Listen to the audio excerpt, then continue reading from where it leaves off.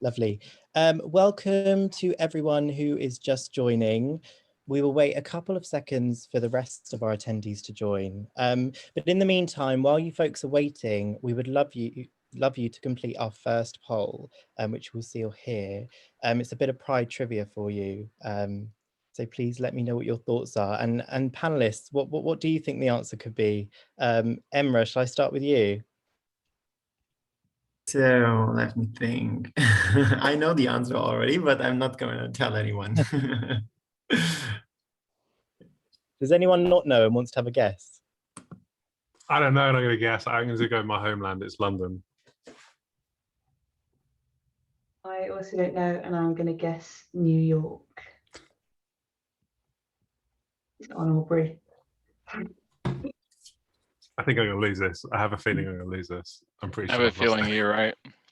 That you are going to lose this. Yeah, fairly confident. I didn't know when I Googled.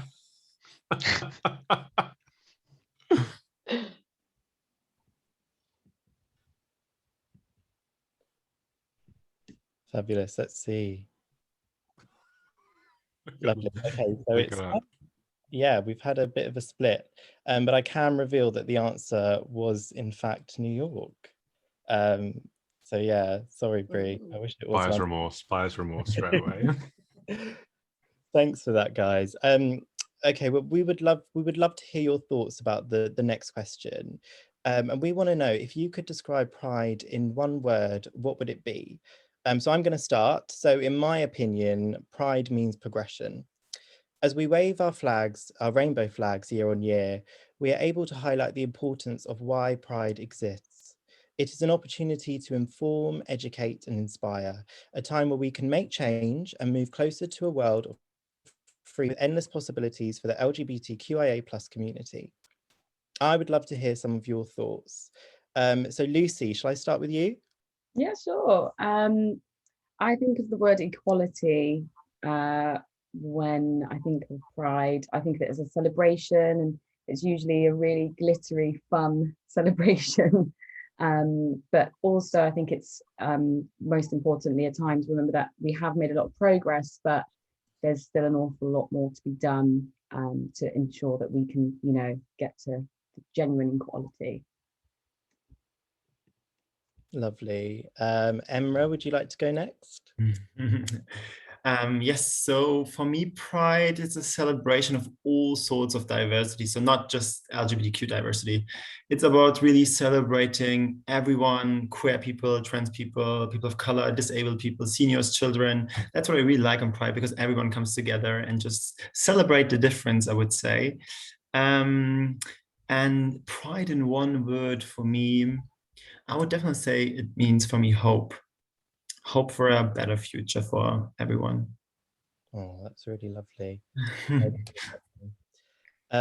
Bree, would you like to go? Yeah, I can take a shot at this. Me, yeah, because I live in the village in Birmingham, outside my window, quite literally. So it's the loudest thing. Shakespeare apartment. I think like the word I would use is visibility. Like hyper visibility. This is the month where I think we're all incredibly visible, and folks get to see us around. It's very hard to not know somebody who's part of the spectrum somewhere, and it's a great month. It's an exciting, busy, partyful month. Oh, that sounds amazing. I would love to be there. Let's go with Stefania. Would you like to go next? Yeah, so I'm the person who doesn't look at the questions in advance and goes on gut. And actually, Brie has my second word, because my first word, which was the gut one, is importance. Pride is very important. But I think all the reasons that we've kind of talked about so far, and for me as well, it's a big piece about visibility, because I found for me, this was the first year I actually in a professional sense kind of came out as bi, because I don't normally talk about it at work. But actually, because I came out, someone else at work who was also bi, a guy, came out, and then I'm like, oh my God. And he's like, thanks for being brave. So I think it's important, and I think visibility as well. Lovely. Completely agree with that. Jess, would you like to go next? Sure. The word I would choose is kind of Wonderland. I really think it's a chance to really display and embrace the wonders that we are. We all are wonderful, and everyone is their own little wonderland. That's beautiful. I love that. I'm going to Yeah. use that one day. Fab. And then Renu, would you like to go next? Yeah. So for me, it's hope. So we are hoping for a bright future and a great place to work and live for everyone. Yeah, I completely agree. I think it's an optimistic time. We're definitely looking towards the bright future. So thank you for that. And Susie, would you like to end things? Yeah, going last is hard. There's been a lot of really good words. I think the word I'd go with is protest. Like, I really love the kind of getting out there and going to Pride and seeing everybody out, but just also not losing sight of there still being a long way to go, and that just in so many countries, it's still a really scary time to go out and be marching and being visible. And I just always think that's really important and something that's easy to lose sight of sometimes, just because it is really fun kind of in the UK and feels much safer. Yeah, completely. There's definitely a reason we're doing all of this, and it's so important that is heard. So thank you. And then Ari, I thought maybe I'd quickly pose the question to you. What would you say pride is in one word?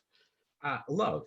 And the reason for that may be a little different than one would expect. You know, not having experienced that struggle that I know that many have, in terms of for inclusion and for acceptance and for that equality.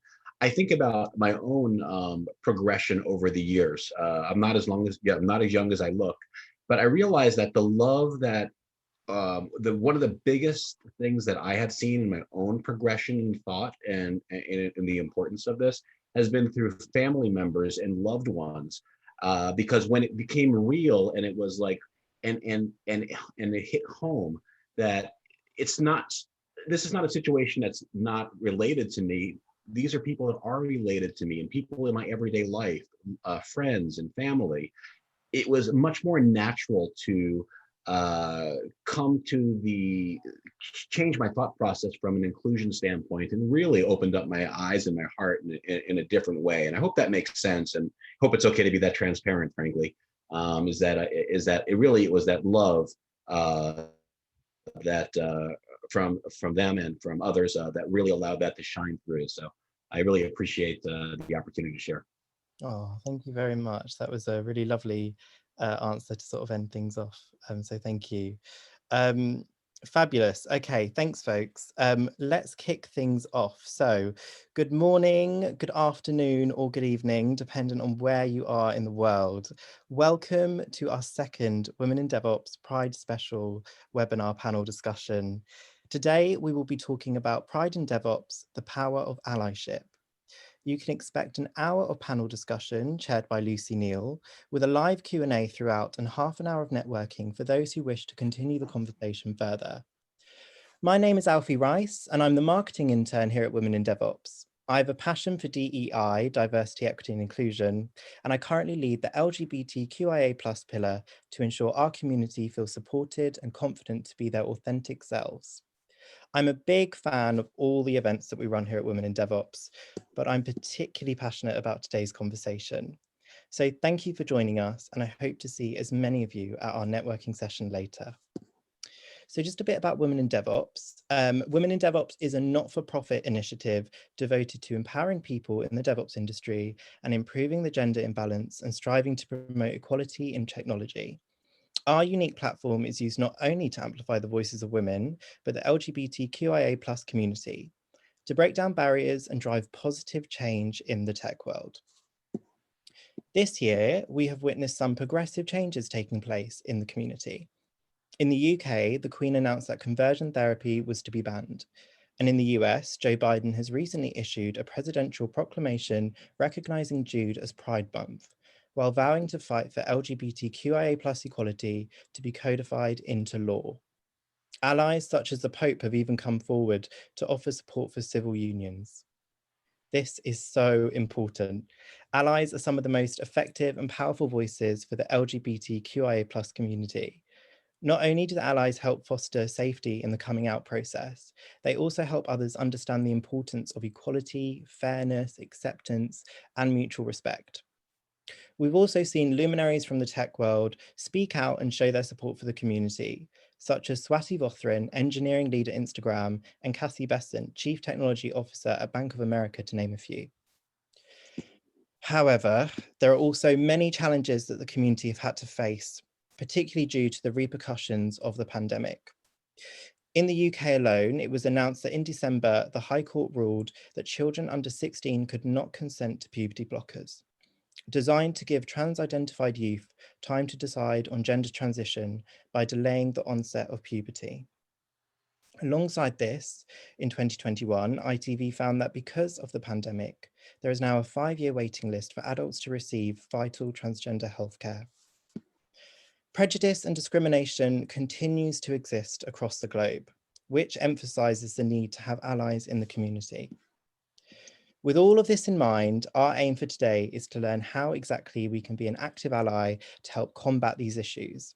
We will uncover the challenges, prejudices, and unconscious bias facing the LGBTQIA+ community in an empowering discussion to acknowledge that even though the technology world is progressive, there is still more work to be done to create a truly inclusive workplace.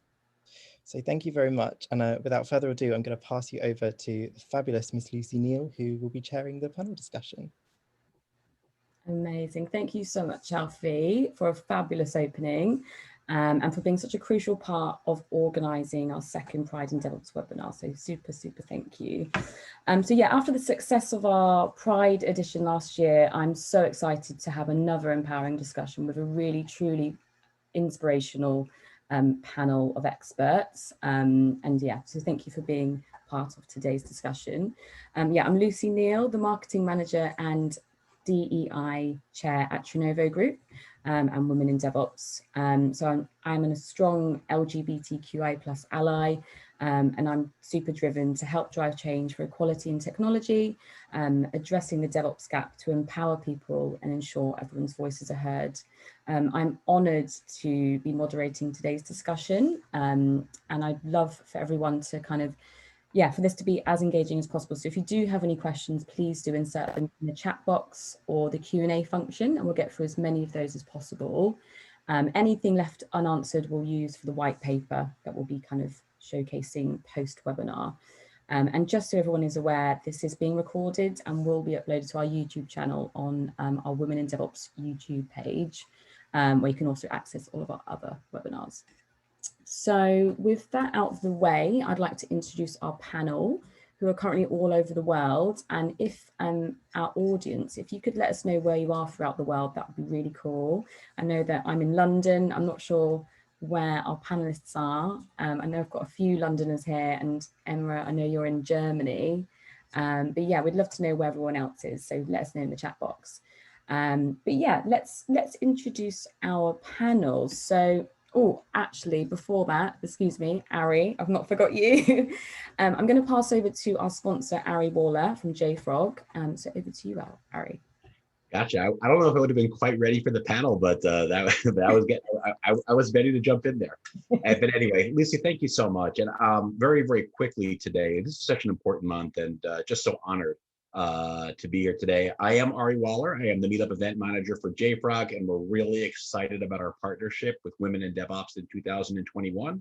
I'm not going to go through some of the things I normally would say. I want to tell you that we are going to do our monthly sweepstakes that we do for Women in DevOps every month. And I was so excited, let me go ahead and share my screen, when Lucy called me and asked if we could have a pride-oriented prize for this month. And the reason I was so excited is I love Legos, specifically Star Wars Legos.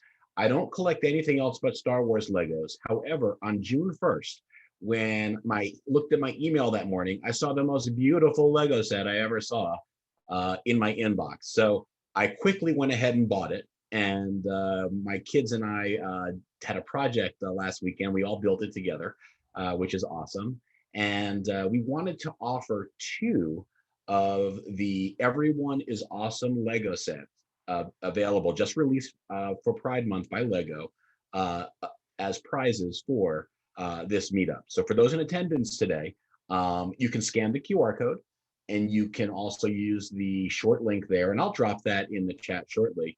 I actually, it's funny, I actually hit my maximum. Lego wouldn't let me order anymore because I had some friends, family I gave a couple to as well, and finally I said, Ari, you cannot order any more of these. So I made sure and procure the ones for Women in DevOps prizes. So we have those set aside, and I'm really, really excited about that. But anyway, thanks. I want to thank Lucy, Lauren, Alfie, and really the whole team at Women in DevOps for all that you do for the community. This is so important, and I'm so looking forward to listening to the panel today. Thank you. Beautiful. Thank you so much, Ari, for another fabulous giveaway as well. Hopefully we can stop share. There we go. Perfect. Thanks, Ari. Lovely. So I think some of our attendees have let us know where they are throughout the world. We've got Sweden, Washington, Ireland, Cape Town, Boston, LA, Brighton in the UK, India, Delhi, Atlanta, Mexico, all over the world, Ireland. Wow, there's lots coming through. So yeah, we're global. Hello, everyone. Thank you for joining us. So yeah, let's get things started. So that's enough from me, everybody. But yeah, I'd like for the panelists to introduce your role, your experience, and what is your favorite thing about Pride. And let's start things off with Emra. Hello, everyone. My name is Emre. I'm based in Germany, and I work at Google as an employer relations partner. So in my role as an employer relations partner, I lead workplace investigations. That means, and I conduct workplace investigations. That means if someone at Google feels discriminated because of race, gender, sexual orientation, and they are able to raise a concern, and I'm the person who is investigating it, which is why diversity and inclusion is always really related to myself. I'm also gay, which is why this is also a personally very important topic for me, and I'm really honored to be able to speak here to you all. And Lucy, to your question, what do I like on Pride? And so like I've said before, it's for me the celebration. It's really when everyone comes together and celebrate all sorts of diversity. So not really just the LGBTQI diversity, because when I go into Pride, I really love seeing like these little kids where they're waving with rainbow flags. Love seeing different body types, different skin colors. I love seeing immigrants, Americans, Germans, etc. So I really, really like seeing all that different shades of diversity. And for me, Pride also means a big celebration where we celebrate actually all dimensions of it. Yeah. And next up we have Aubrey Stern. Oh, so what Pride means to me. So obviously I live in the gay village in Birmingham at the moment, and it's right in the middle of where they run Pride normally. So Pride is probably, because I'm visibly trans, I'm 6'8", I'm very, very tall, I'm a big girl when you see me. And it's probably one of the few times that I can walk from my home to pretty much anywhere in the village without people staring at me with death eyes. So I feel completely at home during this time and free to be me, and I don't really worry about the people looking at me because they're busy looking at everybody else. And it's a really fabulous time. Under normal circumstances, that could be a bit of a different journey. Amazing. Cheers, Brie. And we'll go next to Stefania. Mute. So yeah, hi, I'm Stefania Chaplin. I work at a company called Secure Code Warrior, and this is what I do like about Pride. I actually am a victim. I do like all the rainbows, but only when you're actually doing something. So the reason I highlight my t-shirt is because Secure Code Warrior, all of the proceeds are going to the Trevor Project, which is kind of helping kind of young teenagers, LGBT crisis, suicide intervention, like all that. So that's really important because I remember a few years ago I got a Hollister bikini, and I'm like, did they give any money? And yeah, so I like the Pride. I like Pride because yeah, lots of rainbow merchandise, but also I think kind of similar to Brie is that I can kind of be myself. I'm like, oh, it's okay, I'll go with my girlfriend and we can hold hands and not worry about everyone staring or being over sexualized, because everyone's holding hands and it's just a really nice time to be myself. Beautiful. Cheers, Stefania. And we'll go to Jessica. Hey, I'm Jessica. I'm a DevOps engineer at Epistemics. And pride, like, to me, I mean, it's pride in itself is just, the word is contextually diverse. But for me, when I think of pride, I associate it with like accepting who I am at this moment and not needing any outside validation to be myself. It's just confident in myself, my beliefs, my core values, and just taking joy in showing that off to the world. Lovely, thanks, Jess. And we'll go to Renu. Hello everyone, myself Renu Saluja. I'm from India and I'm working as senior software engineer in Microsoft, and I generally work on the customer engagement. And as part of apart from this technical stuff, I am very keen and interested in working with the community within Microsoft and outside Microsoft to be how we can be more inclusive. So we generally run few workshops to educate others how they can improve themselves, and that's all about my interest. And coming specific to the pride, I think I will again echo my fellow panelist voice. It's a celebration, and it's good to see that this voice is getting heard now and everyone is coming together for a good cause. So that's why it's a celebration time, and I hope in coming year we will be getting more attraction, and this world is going to be a good place to live. Agreed, couldn't agree with you more, Rini, thank you. And last but not least, the lovely Susie. Hi, I'm Susie. I'm a back-end engineer at Spotify. I think kind of similar to what everyone else said, pride for me, it's just really great to have everyone together and to feel part of that community, which is suddenly incredibly visible. I also really love just all the community groups that you see kind of in the Pride Parade, and just seeing kind of all these groups of people that have found each other and have like stuff going on. Specifically, like to call out in Brighton Pride, there's a ballroom dancing group that dance basically the whole length of the parade, and I just respect that commitment. So that is always one of my highlights. Very niche, I like that. I wonder how long they're doing. You want a really, really specific answer, right? Thanks, Susie. Amazing. So let's kick things off with our first question then. So according to Forbes, women account for 1 in 15 people in STEM, and the LGBTQI plus representation is an even smaller percentage. So this emphasizes the need to have allies to support the LGBTQI plus colleagues, employees. So what is an LGBTQI plus ally to you folks? And let's start with Stefania. Oh, I was going to wait until the end, but like, based on what everyone else says, because I have an oxymoron kind of answer. So I think a lot of people, when you think of allies, you know, the word that comes to mind is support.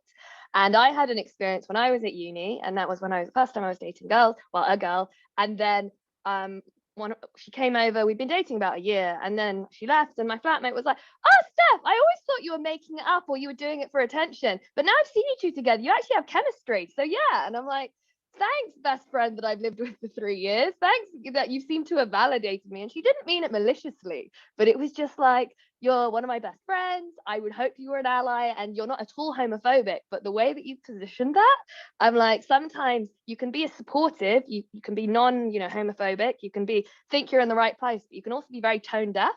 So I think it's kind of, at least from my experience, it's a mixed answer, because a lot of the time people don't mean harm, but they can be a bit. So that's my interpretation of an ally. Try and be a good one. Amazing. And who wants to go next?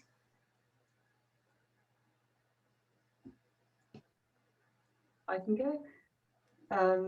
I think for me, it's someone who's just taking an interest in the world around them and is aware that not everyone is experiencing the situation the same way that they are, and is able to kind of grow and, based on what they're being told, evolve as a person and accept that kind of things change. I think one of my favorite allies is my girlfriend's 86-year-old grandmother, who has just seen such a change in her lifetime, but is just always interested in the world and how things have changed.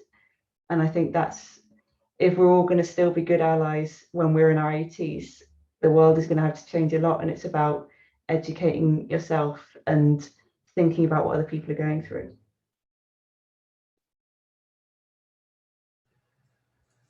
Couldn't agree with you more, Susie. I'd love to meet her. She sounds fabulous. Bree, did you want to go next? Yeah. So I think support is probably the right word. And I think back to the people that have supported me and maybe the things that haven't gone my way. Transitioning is a difficult experience. I'm going to base loosely everything on that. But certainly things like traveling to work used to be a real struggle for me in the tube, because people would look at me quite a lot and it would be a really bad start to my day. And I remember having a conversation at work around, could we move the scrum time so that I could take like a later train to work and avoid that rush hour traffic, because it would be a big impact to me.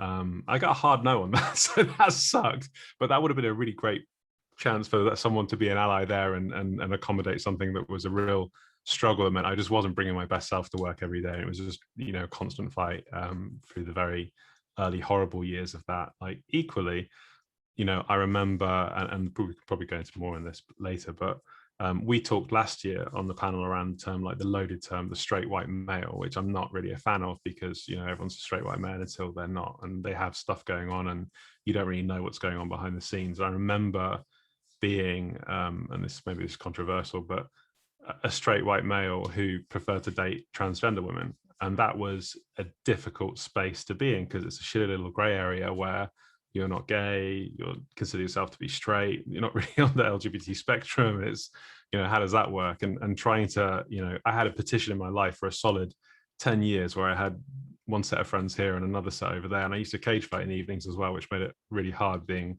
the alpha male kind, and coming out in some ways to my boss and saying, this thing is killing me, like that I can't be myself, that I can't date people openly, that I can't be me. And it's nothing to do with work, but it's just such a heavy rock to carry at this point that it's just all consuming. And it I want to be me. And having somebody who was understanding enough to say, okay, let's figure out how we ease this into the workplace, or how we can socialize this with people that probably won't be super comfortable with it, knowing your history and whatnot, that was really powerful and really amazing. And to Nick Francis at Risk First, thank you, because that was a really impactful moment for me. Oh, thanks for sharing, Bree. That's really quite inspiring to hear that story. And should we go to Emra next? Yes, sure. Very inspiring story, by the way.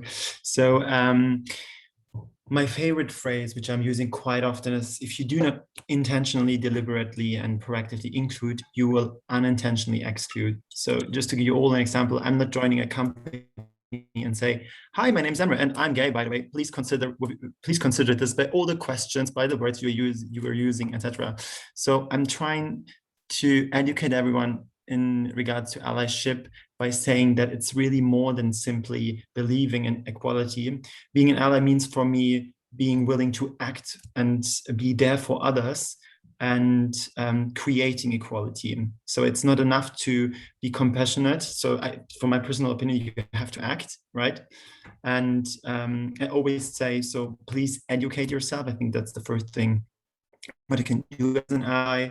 Challenge one's own discomfort, definitely. So always also challenge your own discomfort, asking you, why do I think like that? Do I have unconscious bias? And very, very important, take action. So listening will not change the world. I mean, you will learn, yeah, that's true. But I really believe that if someone acts for others who are in need, then this will definitely create that. This definitely means, like, I am a strong ally. And like Dalai Lama said, that's also one of my favorite quotes, is like, really be the change you wish to see in the world. And I think really that you as an ally should always be that change you would wish for that community, right? So for me as an LGBTQI person, I would wish that we would have more equality for women, for example, when it comes to women and men, for example. So yeah. Amazing, Emre. And should we go with Jessica? Sure.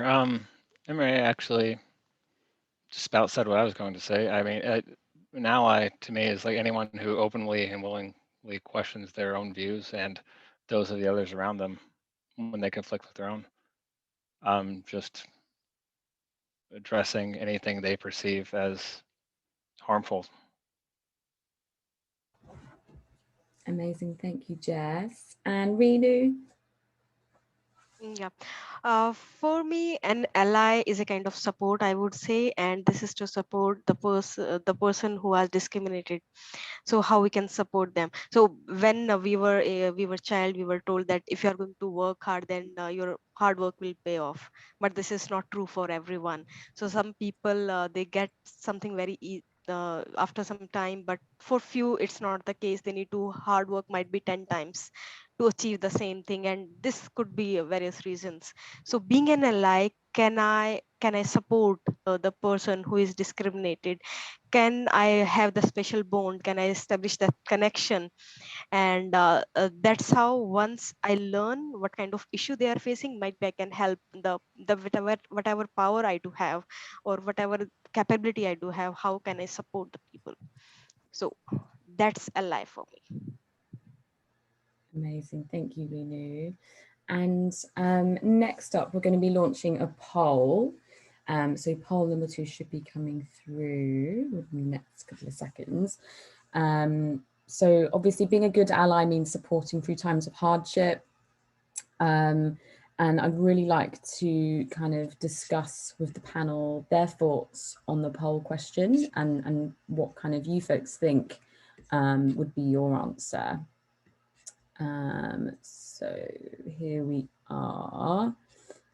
So yeah, how can we be active bystanders and ensure we are supporting anyone who may be experiencing any kind of prejudice, in particular within the workplace? So there's a few different options. Panel, what are your thoughts on the question? And audience, we'd love for you to kind of let us know your thoughts as well.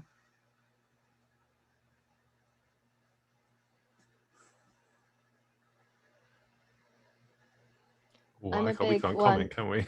Sorry, Stefan, you go.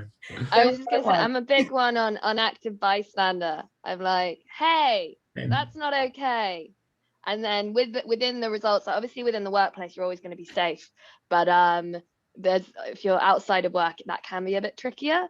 But also, if for whatever reason you feel you can't be an active bystander, then call out that person to someone else, like HR, that boss, because it's not okay. And actually what happens is if someone does something prejudiced or whatever, even the little small, you know, the locker room, that kind of talk, that builds. And I know there was a meme about a year ago and it was like a triangle and it had like, you know, locker talk and just derogatory comments, boys will be boys. And then it escalates to violence and then rape and death. And it's like, it starts with that. So for me, I'm all about calling people out on the spot and being like, that's not okay. I actually happened to me at work a few years ago. There was a new guy and it was the first day and we were all having a laugh. And then the next day he said something which was a bit derogatory towards women. And I was like, okay, look, I know yesterday we were like at lunch, we were having, you know, inappropriate chat about kind of life, but actually what you said then, that's not okay. And then he took it on board. He's like, oh my God, I'm so sorry. I take that. Okay. He was a bit younger anyway, but I'm like, good. And then we never had a problem again. But if I hadn't stepped out, that could have escalated. And I was the only woman in the team. So I wouldn't have wanted to put myself in that situation. Yeah. I'm very good. I really like that comment. I mean, I do see, I work at Google and in employee relations, I do see this type of concerns, microaggressions. It happens where people work, you will have always this kind of things. And as we as Google want to be like the most diverse company in the world, right?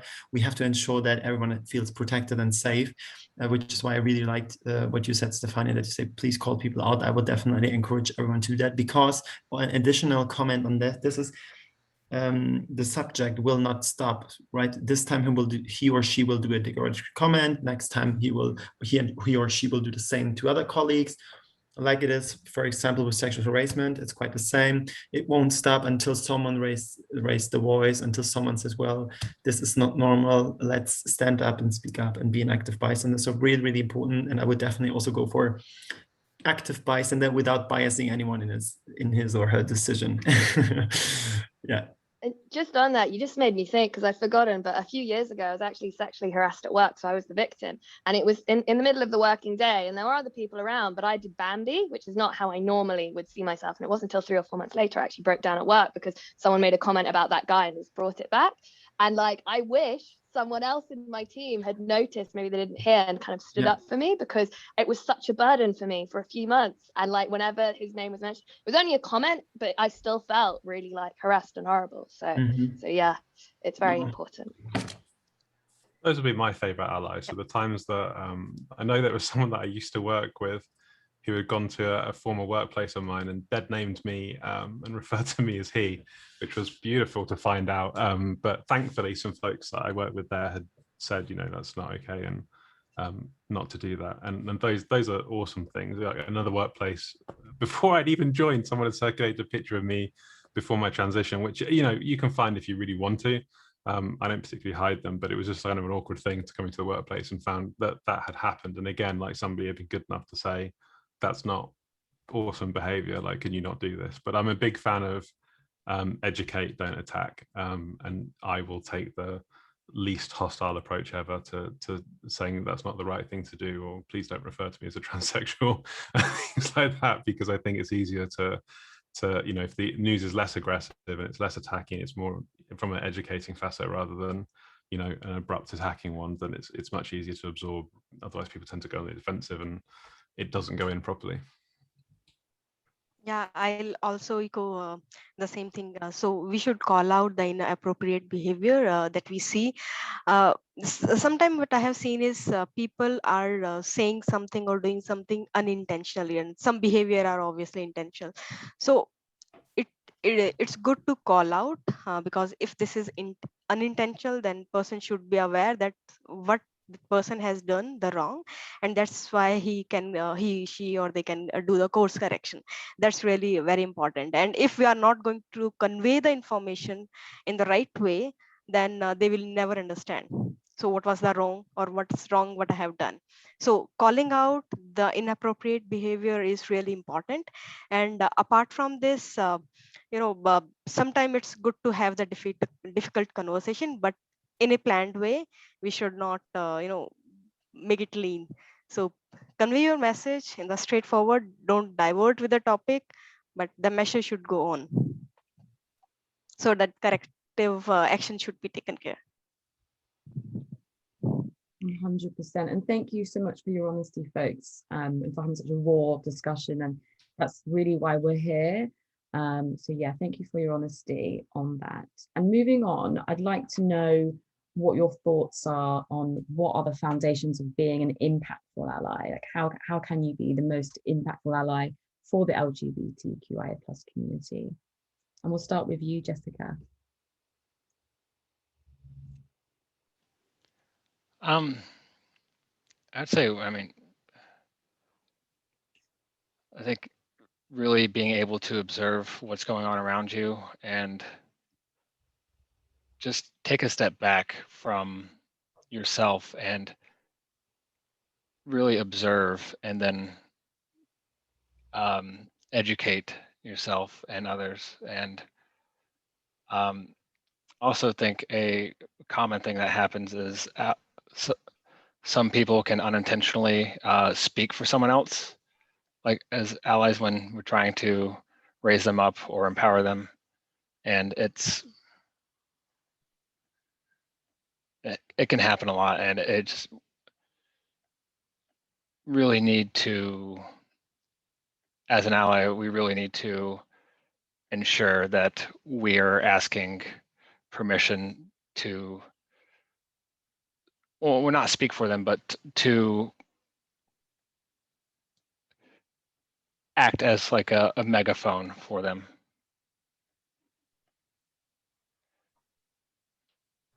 And yeah.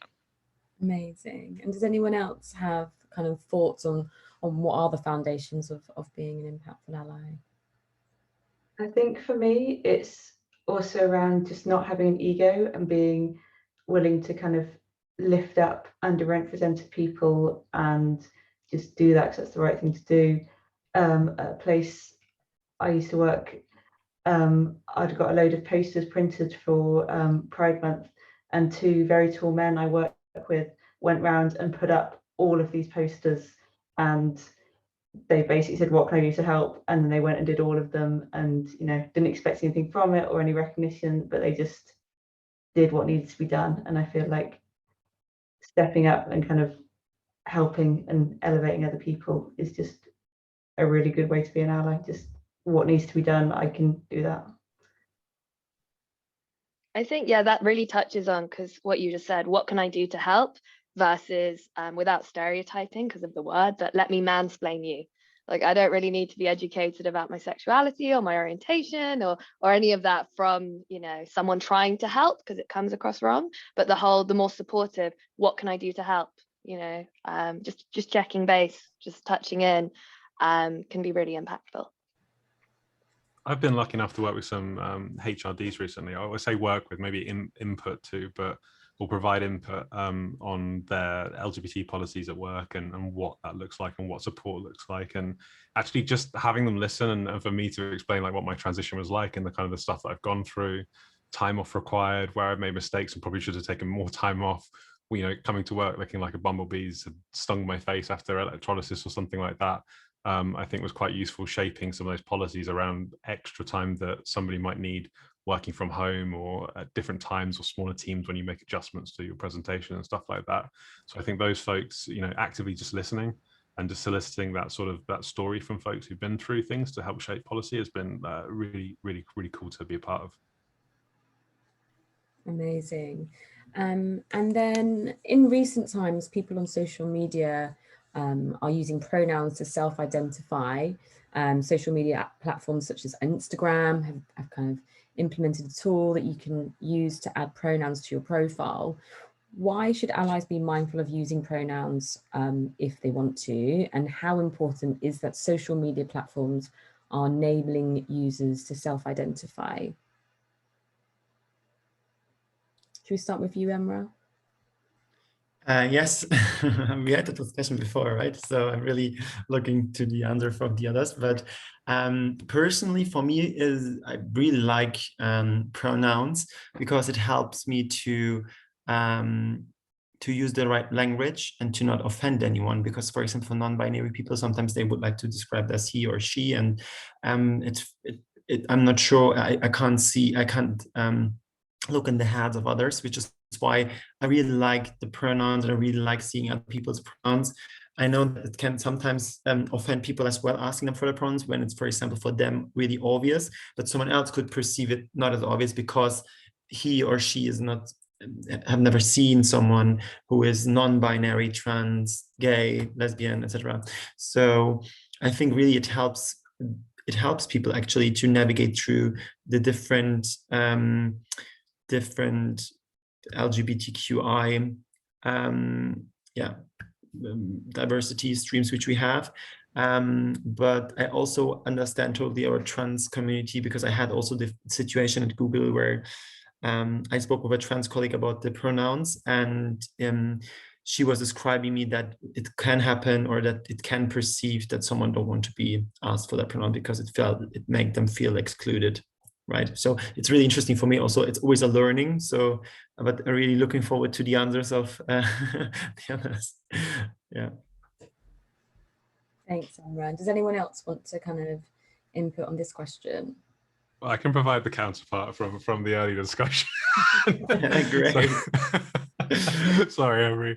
So yeah, I mean, I don't like to put my pronouns up because for me, it's always been a really big measure of whether I'm hitting the right mark of femininity, whether I'm passing visibly, whether, someone perceives me as female. And it's always been a litmus test for me throughout my transition, whether visually, if you see me, I appreciate I have the sexiest telephone voice in the world, but if you see me, that you gender me correctly after n number of surgeries and whatnot to try and get there. So it can be a bit of a sensitive point. And I think, I know that it comes from the heart and it's a really good thing to do. And I'm a big supporter of it for everybody else, which is a really terrible thing to say. But for me personally, I'm not really a fan of adding my pronouns, just because, again, it's my own personal litmus test that, I'm hoping that most people perceive me to be female.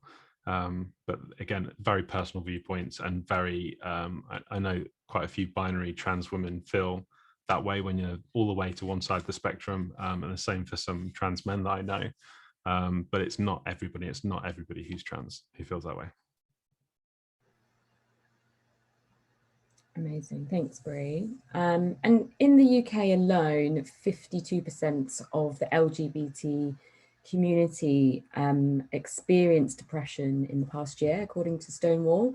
And in 2015, the US transgender survey found that 98% of respondees who had experienced discrimination and violence during that year had thought about suicide that year. And 51% of that 98% had attempted suicide. So yeah, just to be totally transparent, that's just pretty awful. And it kind of, yeah, reiterates the importance of having these discussions to raise awareness, and mental health is super important. And I'd love to know, how can allies support people who may be suffering from mental health related problems due to their sexual orientation or gender identity? And Jess, should we start with you? Sure. Sorry. I think, first off, I think we kind of need to reframe the question a little bit. I don't see it as how can we support those suffering from mental health issues due to their sexual orientation or identity, as that applies really that the problem is with them. But I think we should ask instead, how can we support those that are affected by the social and like cultural biases imposed upon their differences. And that is what actually causes in most cases, causes the internal conflict. And really, again, like, keep hammering this home, but the biggest thing that we can really do is just listen and observe a person as they're speaking, and just try and understand them and what they're going through. And we need to give them a voice when they're not able to speak for themselves. And we need to guide them to resources that can help them, even if, I mean, sometimes people are unable, they're in a mental state of mind where they are unable to really take initiative to help themselves. And I mean, if needed, I mean, you should always ask permission first, but you should, sometimes it's helpful for an ally to take that first step for the person, to set things up and really guide them to a safe place where they can feel safe, really, and unwind as themselves, or not unwind, but just really feel comfortable and more at peace with themselves. I think as well, a lot of the time with mental health, it can be invisible because people don't necessarily know. And especially what's going on in the world, like we've touched on how, if you're living, in the UK, in some areas of America, you tend to be fine. You can be who you want.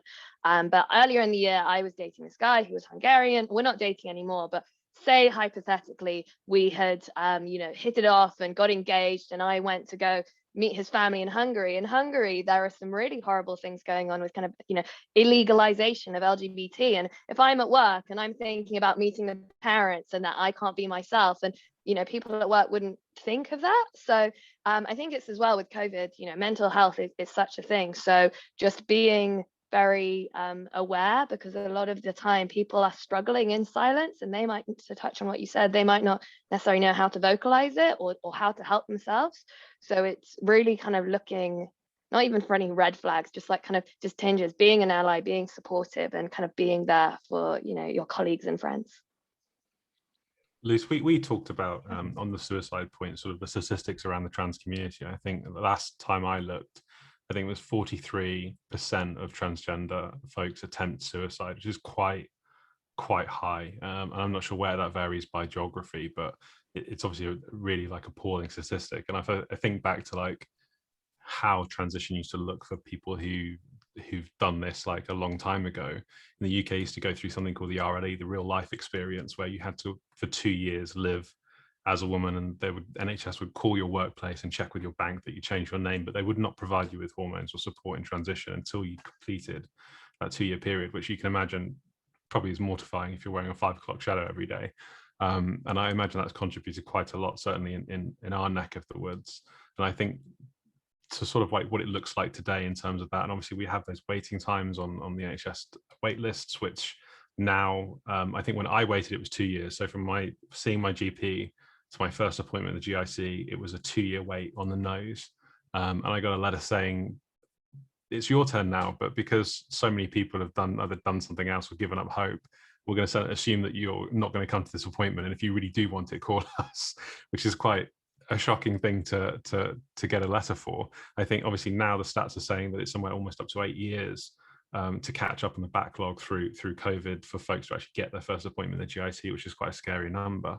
But if taking that sort of stress, I think most people don't understand, especially about transitioning. That's something that's probably very unique to our experience.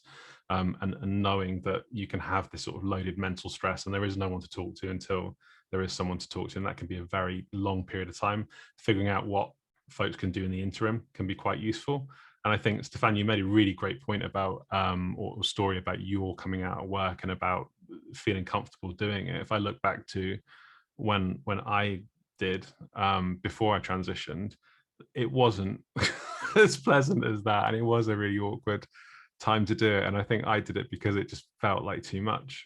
And I just felt like I just fell up this thing that felt like it was being weaponized at any moment against me. I almost pasted myself into a corner, deadlifting 250 kg a day and cage fighting in the evenings and wrestling. It was just, this alpha male thing that I was overcompensating really heavily in one direction.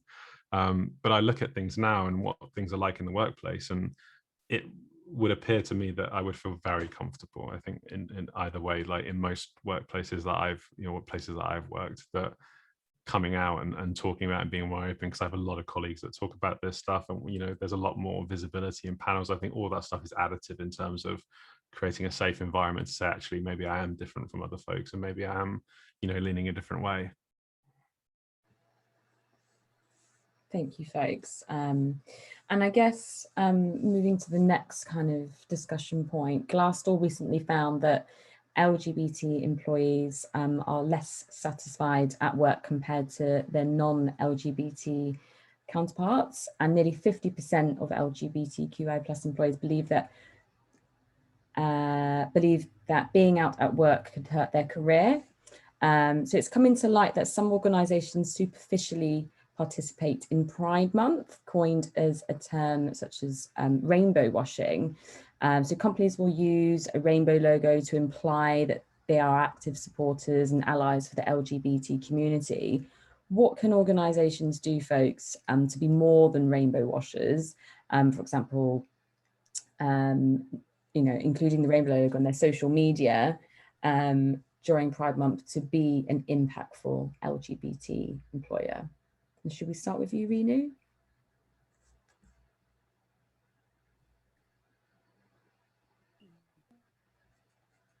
Can you hear me? Yes. Yeah, sorry. For this topic, I would like to pass on to my fellow panelist, because I do have, less, I have seen less in this area specific to my community. So sorry about that. That's absolutely. The measures may be how much you're involved during the year, right? So it's not just about that's 1 month of visibility and just displaying that logo. It's about what you do throughout the year and how much you contribute to the cause and how much you move it forward. And again, always thinking about what you're doing about the workplace to make it more accessible to folks, to bring different facets of people in, to again actively attract talent from the LGBT community. That is an all year round thing, not just a 1 month thing. And I know there's a lot of folks that trade on the power of the pink pound for that 1 month, but I would say the measure is, what does your whole year look like as opposed to this 1 month? I think you can look as well at some companies that have done it right and some that have done it wrong. And I was looking at specifically B2C, so consumer products. And there was a food company that did a sandwich a few years ago, LGBT, it's BLT with guacamole. It was, you know, sounds great, but guess what? People don't like being compared to a sandwich. And then actually it's very topical because of our prize. So I was reading, there was an article in The Economist and it was talking about the Lego figurines and how at first they, you know, it seemed like a pink pound moment, but actually they got, I think, I can't remember his name, but I remember his name was Ashton. But anyway, they got a guy on his website, on the Lego website, talking about their experience during the AIDS epidemic and coming out and all this. So I think, you know, like you said, having, you know, making it about all the year, but also showing I'm not just painting my product, you know, we're listening to our employees, their experience, we're giving them visibility, you know, we're really behind this. And then, yeah, ideally, you know, have that throughout the year as well. Yeah, I have one point to put here is what I have seen is in between, like at least if I talk about Microsoft specifically, we do have multiple appraisal session that happens in which we generally put all the bullets that we have done, the impact that we have bring. So in that sense, that's true that we have seen last few months performance is really measured based on the full year. So in that sense, if I talk about the current scenario of Microsoft, how we capture the performance of each and every employee, that's really easy for the managers, for the ICs to know where they are lacking, and even for the women employee and, you know, for other diverse candidate. So we also support them, and we also educate how you can bring the impact and how you can showcase to the big community and how you are going to present this. There's one point I forgot to mention. As an example, I feel bad giving this company example, but Starbucks in the US, and I know the US has a very different healthcare system from the UK, but Starbucks is an example of a company that does this all year round. And they have a very specific healthcare policy for transgender employees, where if you work 20 hours, you will get coverage, healthcare coverage, which one is a really big step forward, but it's also coverage that with, I think, a supplemental provides you with surgery and some of the sort of life-changing surgeries that as a trans person that you would want. And that's pretty incredible to work 20 hours and to be able to get eligibility for that insurance. And I was reading a post from a young lady earlier in the week who was saying that she applied to Starbucks and that the manager said that over 50% of the staff in that branch were transgender, which I thought was pretty incredible. And that as soon as she mentioned that she needed the minimum 20 hours because he was only offering 16, that the attitude changed completely. And he said, well, I'm duty bound to get you those 20 and we'll figure it out, whatever. And that, I think that is just a really great example of a company that, you know, probably cost them an arm and a leg to do this, knowing healthcare prices in the US, but to be able to provide, you know, that kind of opportunity and to give trans folk that normally would probably struggle to find employment sometimes, you know, a place to work and to be able to get those benefits is just really incredible. And for me, you know, there's a small subset of companies in the US that do that. I don't think I know any in the UK that do it, but certainly in the US, and I think it's a really, you know, those companies are, you know, showing their best face all year round. Thanks, Bree. Yeah, completely agree with Starbucks' amazing policies and initiatives. Like, it's unheard of, I think, a lot of the time. And yeah, it really is something that can really change someone's life. So yeah, amazing. I'm conscious of time. I know we've got a few questions left. So perhaps we should open this up to the audience to kind of see if they've got any questions coming through. Please do submit your questions, folks, if you do have any. I'll kind of go through one or two more perhaps, and then we'll go into the networking. So yeah, last but not least, so that, yeah, what is the importance of using inclusive language and being aware of gendered terms, and why is it important to use language which embraces all walks of people? So for example, using partner instead of gendered terms such as girlfriend or boyfriend or husband or wife. And just being inclusive for the LGBTQIA+ community.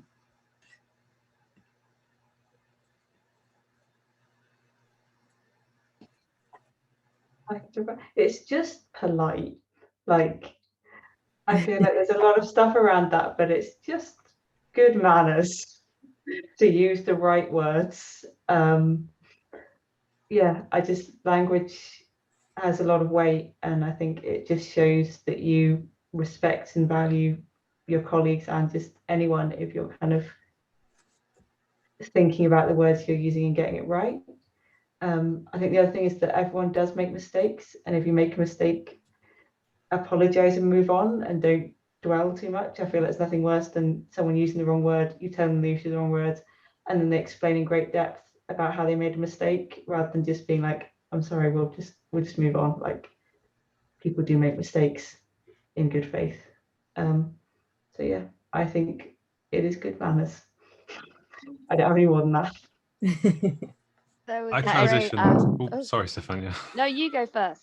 Go You ahead. sure? Yeah. Okay, so I transitioned 5 years ago, and I can't say before that I actually noticed gendered language at all, if I'm completely honest. But looking at things now, I do a lot of legal text reading for my startup, and if you've ever read the 1974 Consumer Credit Act, which is a fairly I don't know, I want to call it esoteric document that not everyone's going to have read. That is an incredibly gendered document that at the end of reading it, you would imagine that only a man could ever get credit in any scenario, which is, again, quite an interesting one. I didn't realize how gendered these documents were, but they are still incredibly heavily gendered and difficult to update in a sense that they are legal texts. And so obviously all these updates cause all sorts of cascading impact. So there are lots of things like that that are quite difficult to change, but that's my 5 cents on things. It's generally nice and inclusive, and I would prefer to read that, you know, someone can be involved as opposed to a particular gender. I'm glad I let you speak, because you reminded me, I went to go work in Poland and my contract was all he and him, and I went through all 9 pages and I literally crossed out and then like he/she or like they, and then the kind of HR person looked at me a bit weirdly and I'm like, yeah, sorry, you need to sign every amendment because I'm not signing this gendered document. It's real. And yeah, what I was actually going to say before was there's this great Slack bot that I found out about recently. It's actually called Allybot, and what it does, so when you're saying like, hey guys, it will send you a little private message being like, try hey everyone. So it's those kind of things, because a lot of the time people don't realize that I say hey guys sometimes. I try and always say hey everyone or just hey. But that's the thing. It's like we said, you know, like Sue said, people make mistakes. And sometimes when I say hey guys, I kick myself. But everyone's learning, everyone's on a journey, and having little tools out there to help you and looking through your legal documents, you know, it all makes a difference. Yeah, I'd like to share one example. I have a daughter. One of my uncle was saying, okay, would you like to be policeman? She was like, why policeman? I want to be police. I don't want to be policeman or policewoman. So this is a simplest example how these words, they are impacting not only us who are adult and mature, even to the kids. So being an ally, I think what phrase that we are going to use or pronoun that we are going to use, that is really important. And that's how we can be more inclusive, if we are going to be more mindful of the word that we are going to use. So to be gender natural. So, and sorry about English is not my primary language or first language, I would say. So if I'm pronouncing something wrong, so sorry about that. No, you're absolutely fine. Thank you so much, Renu. Does anyone else have any kind of input for the final question? I used to work with someone who used hey pals, and I really, really liked it, and I'd like it to catch on. Hey, France. Hey, y'all. Hey, pals, I like it. So folks, there's no questions in the Q&A function of the chat. So there's a few questions that we've got left unanswered from the panel. So we'll use those questions in the Q&A networking session. So that's about it from me. I'd just like to thank our phenomenal panel for sharing your experiences with us. It has been such an uplifting discussion, and we've had some really great insights, and I've personally learned a number of things, and it just really reinforces why these discussions matter, both personally as an organisation and as a society. So yeah, thank you to our audience as well for sharing your morning, evening or lunchtime with us, depending on where you are. Yeah, we've had a few people join from all over the world, which is super exciting for us and our Women in DevOps movement. And I hope you can all join us at our next webinar. So that is taking place on the 29th of July, and it's called How to Transition from Being an Engineer to an Engineering Manager. And yeah, so for those that wish to continue the discussion, please do join us in the networking room, and you can meet our fabulous panel then. And now I'll just pass over to the lovely Alfie. Thank you, Lucy, and thank you so much, everyone. That was really, really interesting. I think we've covered a lot of ground, but I think there's still a lot more to talk about. So hopefully you'll all be able to join us in the networking. Just quickly, if you want to find out any more about our Women in DevOps initiatives, please visit us at www.womenindevops.com and to continue the discussion and to just join our community. But for now, stay safe, stay connected, and hopefully we'll all see you in our networking session. Thanks, folks. Thank you. Thank you. Thank you, everyone. Bye. Thank you. Thank you.